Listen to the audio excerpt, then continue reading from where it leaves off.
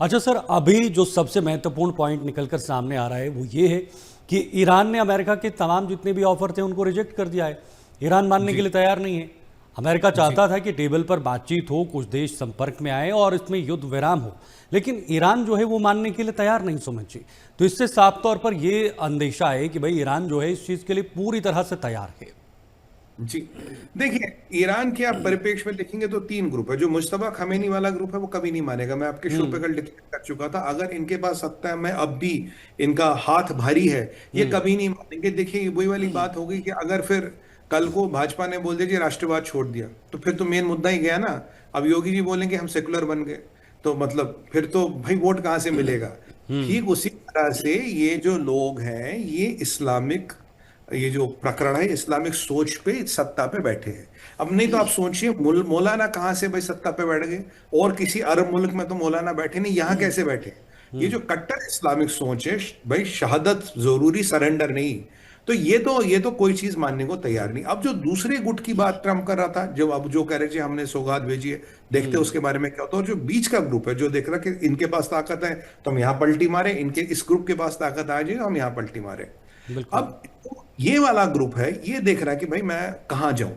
ऐसे परिप्रेक्ष्य में ईरान के मुज्तबा वाला जो ग्रुप है, अगर उनके पास अब भी ताकत है, ये आखिरी आर्मी तक लड़ेंगे, ये आखिरी सुसाइड अटैक करेंगे, ये मर के ही मानेंगे, ये तब तक सरेंडर नहीं करेंगे। क्योंकि अगर आप अमेरिका की शर्तें पढ़े शीतल जी, तो उसमें हम्म। सीधा सीधा सरेंडर है। आपको हाँ। हाथ काट के देने हैं, आपको टोटल सरेंडर करना है।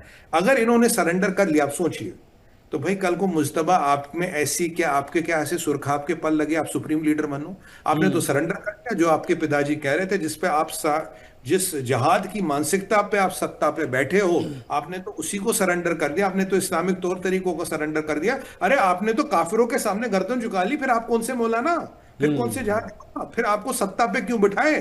फिर शाह क्या बुरा था? फिर शाह को जिस चीज के लिए निकाला वही काम तुम कर रहे हो भाई। तुम कह रहे थे अमेरिका का दलाल है, अमेरिका के जूते चाटता, तो तुम अब क्या कर रहे हो? तो मतलब ये सर, सर, पॉलिटिकल सर्वाइवल आ रहा है क्या ईरान के सामने अब? वो एक मजबूरी है। देखिए, पॉलिटिकल सर्वाइवल के लिए एक तो बहुत बड़ा है कि आपकी लेजिटिमेसी क्या है।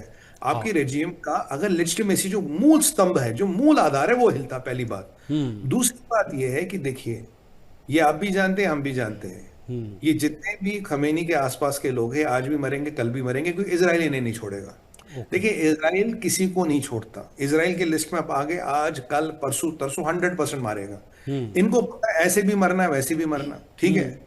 तो कहते हैं अगर ऐसे मरेंगे शहीद तो कहलाएंगे कम से कम, वैसे बोलेंगे यार यहूदियों ने भगा भगा के मार दिया। तो हम्म। ये इसीलिए दूसरी तीसरी बात, अब इनके पास फाइनेंशियल मसल कम हो गई है, एम्युनिशन बहुत हद तक कम हो गया। अब देखिए कितने मिसाइल, दो चार मिसाइलें दिन में इसराइल पे चलाते, कुछ खास नहीं चलाते। तो जो इनको लगता था, इनकी मसल कम हो गई है, इनका पैसा कम हो गया है, इनकी लड़ने की क्षमता कम हो गई है। बट अगर यहां कमजोर हुए, सत्ता से भी जाएंगे और जान से भी जाएंगे, और हम्म। शहीद का भी नहीं मिलेगा, और फिर हूरो वूरो की भी समस्या आएगी। तो इसीलिए जरूरी है कि हम शहीद लड़ते लड़ते मरे।